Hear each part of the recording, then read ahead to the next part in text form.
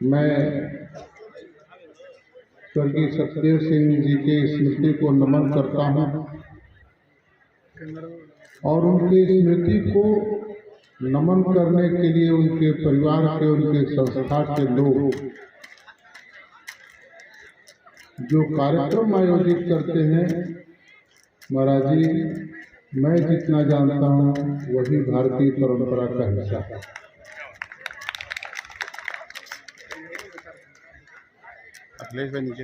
अपना देश ऋषि और कृषि परंपरा का देश है।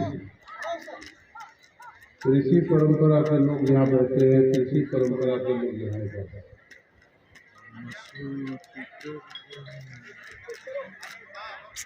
और मैं कह सकता हूँ कि अपनी परंपरा वैदिक परंपरा पर अवलंबित है।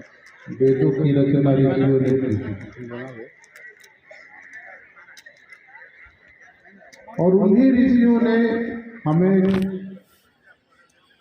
समाज की रचना में कृषि की परंपरा को स्थापित किया है और यही ऋषि और कृषि परंपरा भारतीय ज्ञान परंपरा है। मैं जितना जानता हूँ, महाराज, हो सकता है उस पर और गलत हो सकती है, लेकिन मैं जितना जानता हूँ इतना ही जानता हूँ कि भारत ऋषि और कृषि परंपरा का देश है। वैदिक परंपरा पर अवलंबित हमारी परंपरा, हम उसी अवधारणा में विद्या की कल्पना करते हैं। हम कैसी विद्या चाहते हैं? हमारी भारतीय ज्ञान परंपरा की विद्या क्या है? मैं संस्कृत का विद्यार्थी रहा हूँ। एक श्लोक है, विद्या ददाति विनयम विनयाद याति पात्रताम पात्रत्वात् धनमाप्नोति धनाद धर्मम ततः सुखम।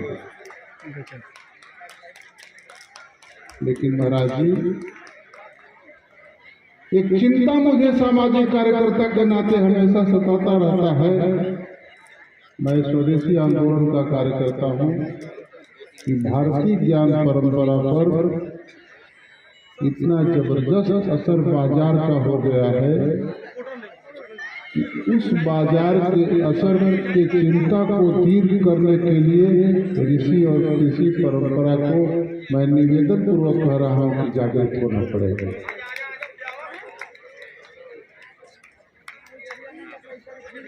हमारी ज्ञान परंपरा निकली कहाँ से? शब्दों की रचना हुई। शब्दों की रचना कहते हैं लोग कि शंकर के डमरू से निकले हुए ध्वनि ही शब्दों की रचना थी। और ध्वनि क्या थे?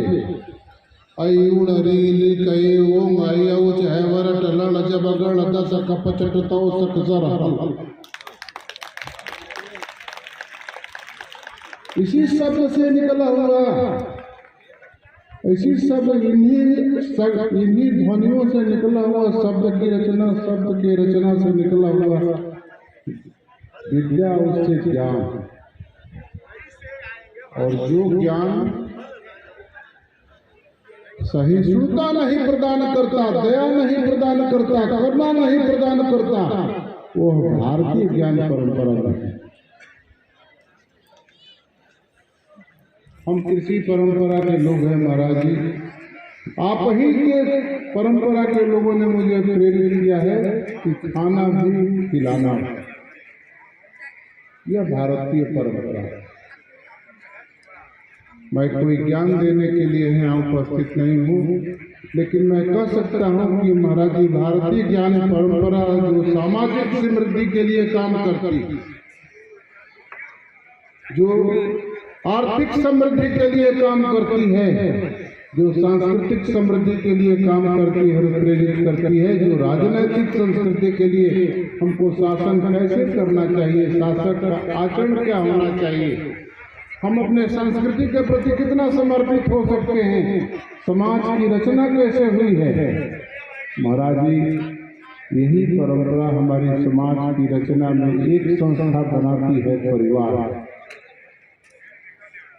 मैं संसद में और संसद के बाहर भी इस बात से चिंतित हूँ, जिस निवेदन करते हुए मैं आपके सामने और पूरे समाज के सामने मैंने कहा कि बाजार के असर भारतीय ज्ञान परंपरा को नुकसान पहुंचा रहा है।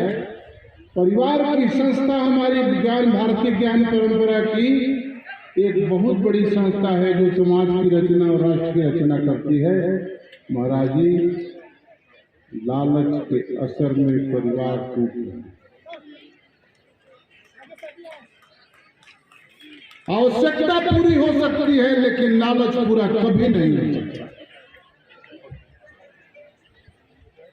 मैं इस समारोह के माध्यम से ये निवेदन करूंगा कि परिवार को टूटने से बचाने का काम भी भारतीय ज्ञान परंपरा का एक महत्वपूर्ण हिस्सा है। और ये संस्था जो आज पूज्य सत्यदेव सिंह जी के स्मृति में आयोजित है, मैं समझता हूँ कि छोटे ही स्तर पर ये संवाद शुरू होना चाहिए। भारतीय ज्ञान परंपरा को संचालित केवल हमको संवाद तक सीमित नहीं रखना चाहिए कि हम टूटते हुए परिवार को कैसे बचा सकते हैं। मैं समझता हूँ कि भारतीय ज्ञान परंपरा का सबसे बड़ा नुकसान यदि हो रहा है तो टूटते हुए परिवार के कारण से हमारी आर्थिक समृद्धि रुक जाती है, सामाजिक समृद्धि विवादित हो जाती है, राजनीतिक समृद्धि पर प्रश्न खड़ा होने लगते हैं, शंका पैदा होने लगती है।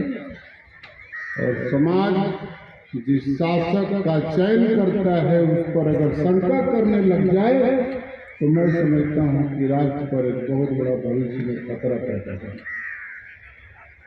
हमारा देश करुणा का देश है, हमारा देश भरोसे का देश है, समाज पर भरोसे का पैदा करना। लेकिन भरोसे का संकट समाज को विभक्त करने के लिए हमारे यहाँ असुर के रूप में खड़ा है।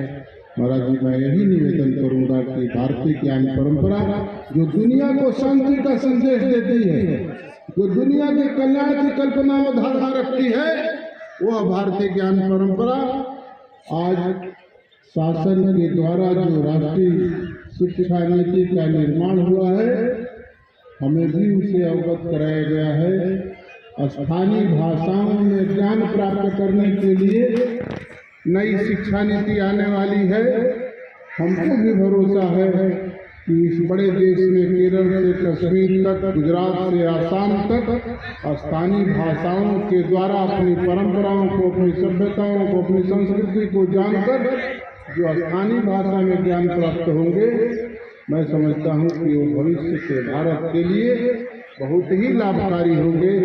और आने वाली जो राष्ट्रीय शिक्षा नीति है इसी अवधारणा पर निर्मित हुई है और वो कानून का भी रूप लेगी।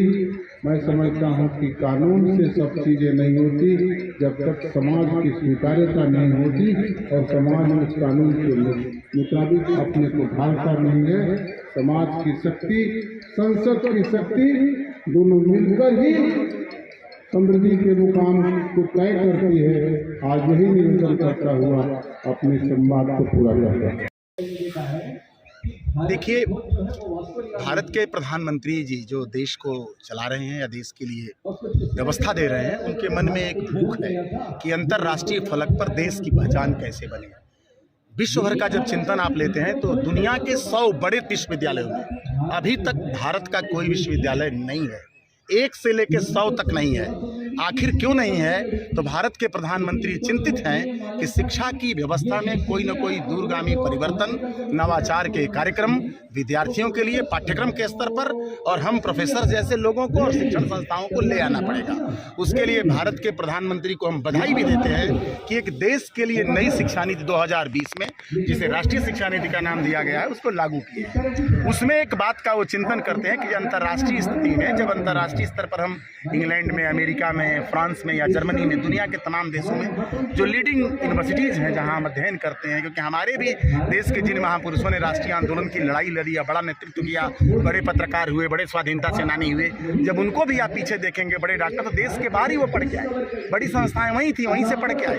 तो वो आखिर चिंतन क्या है कि हम जिस परिकल्पना को कि हम भारत को पुनर्स्थापित करना चाहते हैं। अगर भारत सोने की चिड़िया था, भारत विश्वगुरु था, तो आखिर आज कैसे नहीं है? आखिर हमारे शिक्षण संस्थाओं में, हमारे शिक्षकों में, हमारे विद्यार्थियों में और इन भवनों में क्या दिक्कत आ गई इस परिसरों में कि हम वह परिवर्तन ले आ सकें? उसके लिए 2020 शिक्षा नीति बनी है। 2020 शिक्षा नीति जब बनी तो प्रधानमंत्री जी ने घोषणा किया कि हम 5 वर्षों में देश को इस शिक्षा नीति के माध्यम से खड़ा कर देंगे। लेकिन 2 वर्ष जो कोविड काल आया और 23 शुरू ही हो गया, तो कठिनाइयां हैं। अभी तो शिक्षा नीति पर ही विवेचन चल रहा है कि कैसे लागू किया जाए।